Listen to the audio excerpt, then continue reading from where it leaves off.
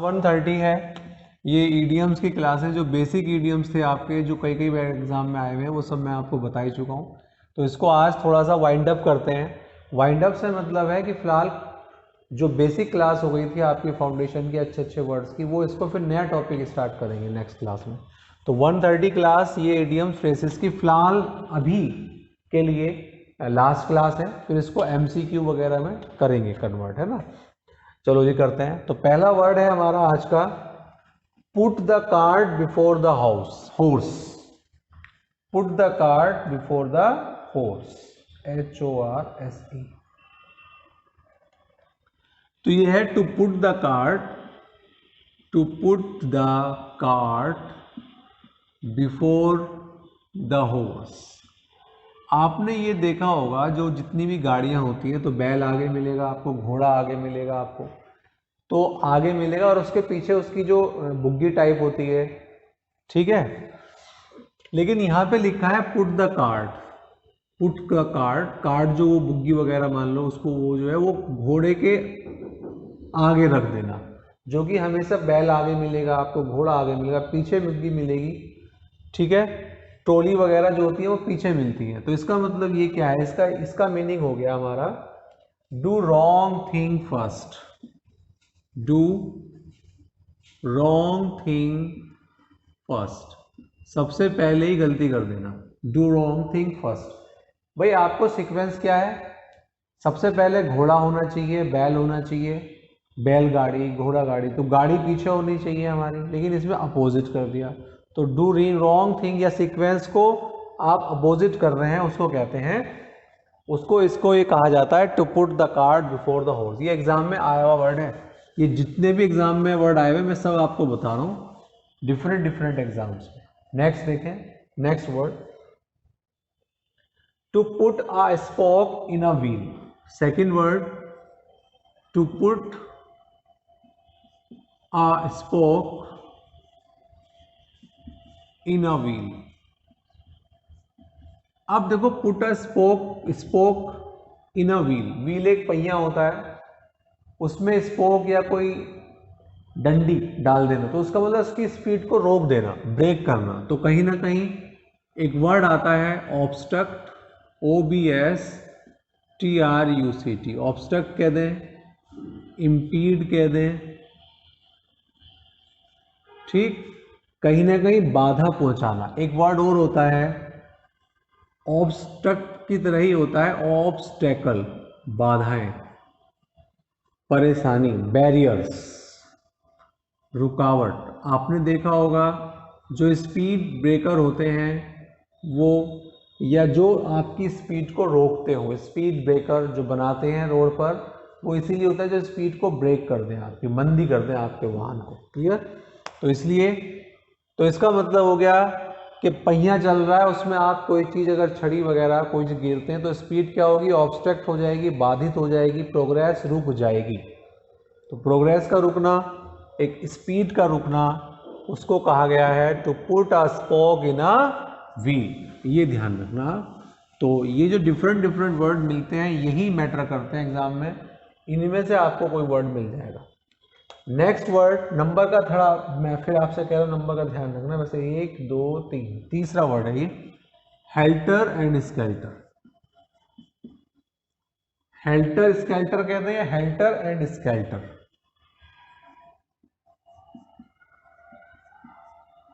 Here and there, to and fro। Helter and skelter का मतलब होता है यहां वहां, इधर उधर।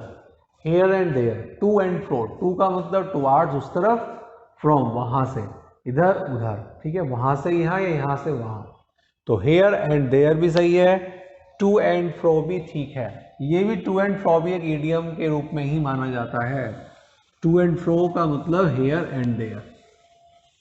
तीसरा वर्ड आपका हो चुका था। फोर्थ वर्ड है chapter and verse.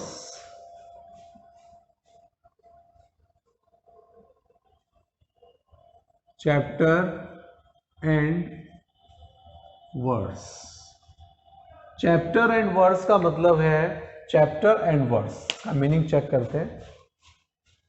Chapter and verse का मतलब है in full detail, in full detail. Proof, give proof, सबूत भी देना, फुल डिटेल और गिव प्रूफ।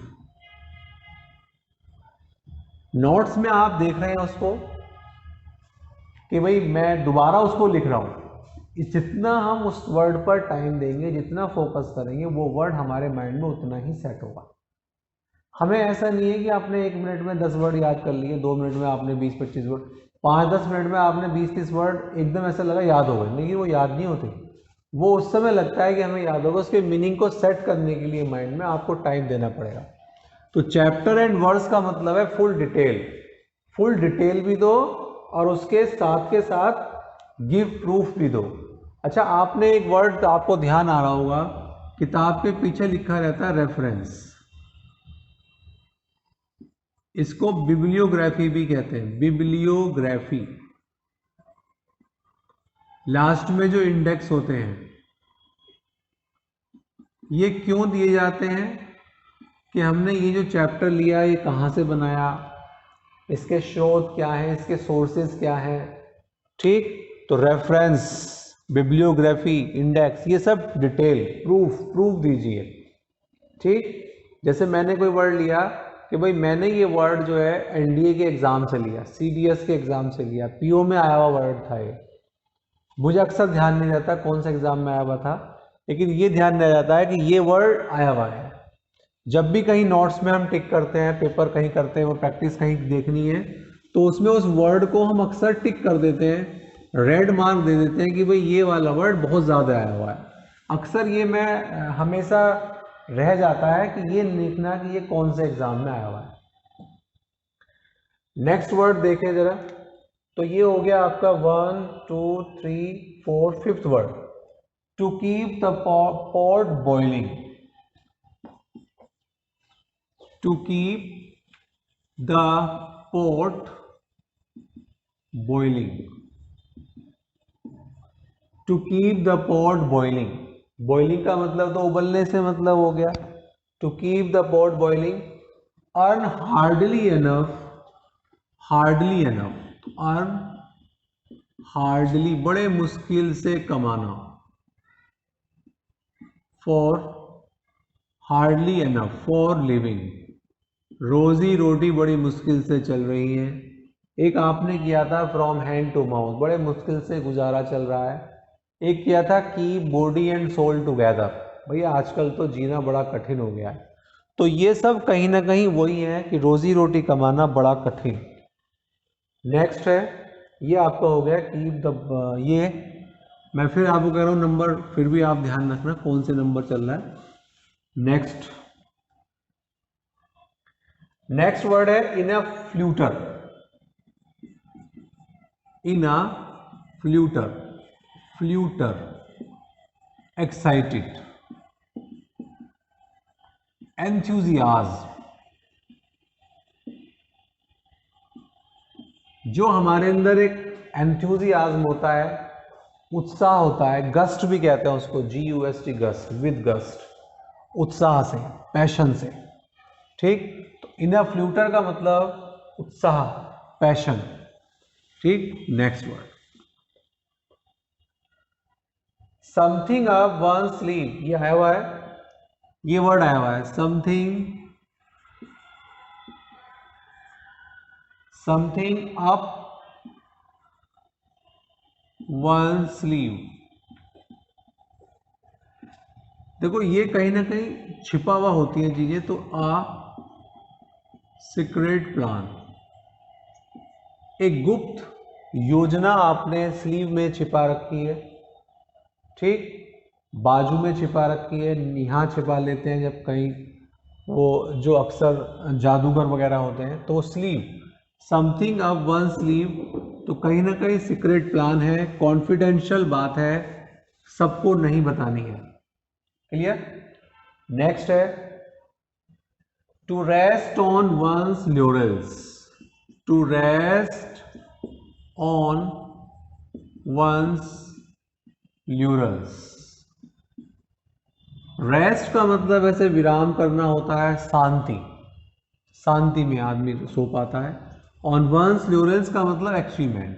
तो यहां पर हम लिखेंगे एक वर्ड है कॉम्प्लासेंट, सेटिस्फाइड।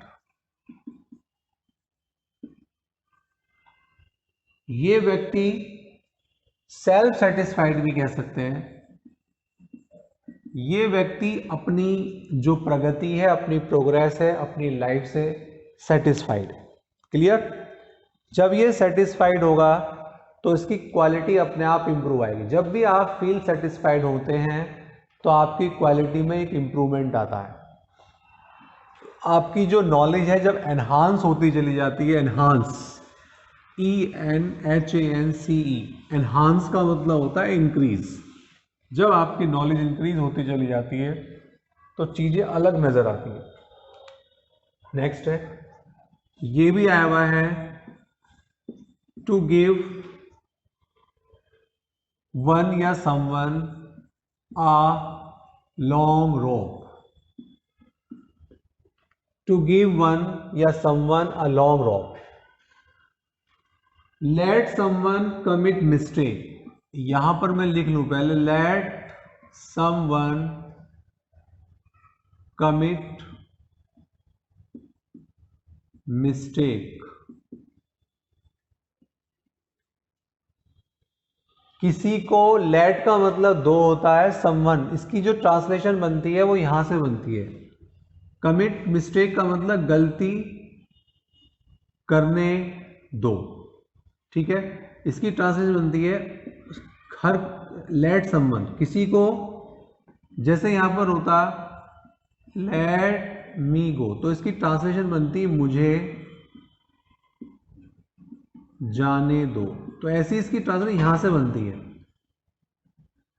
हर किसी को, समवन किसी को गलती करने दो, ठीक है।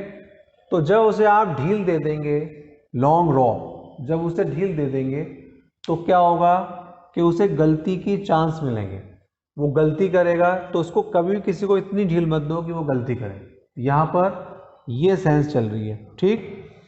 चलो इसको, इस वर्ड को इतना ही रखना था।